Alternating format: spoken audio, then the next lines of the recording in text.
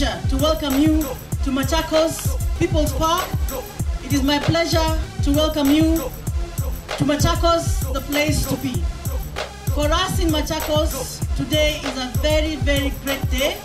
I understand we have riders from as far as Eldoret.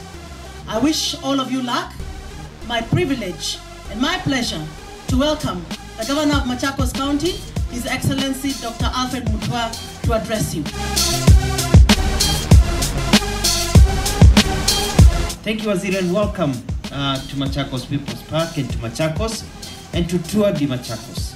We want this event to be an annual event, and hopefully we'll get to a point where we can even give up to 10 million to the first winner with several prizes. So we do this very well this year. We know that we'll get more sponsors and we promote this very, very important sport. I hope that the ones competing today will also get to compete tomorrow. And as you know, we have gifts and we have for winners, and we're looking at different packages also.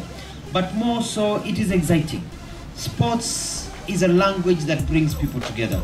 Sports is a language that does not know tribalism.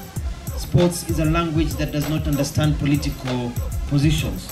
Sports is a language that does not even want a referendum to change the constitution, because it cuts across. And it is what that we aspire to have as we build this country of ours, Kenya. So I congratulate all of you, and we will give you our full support, security, everything, and let us learn from what we'll do today. So those few words, I want to say that we are launching, and I'm very proud to launch this Tour de Machakos. Let's get on our bicycles. We come, we take a photo, we flag it off, and let's show Kenyans what we can do in Machakos. Thank you and God bless you. Go.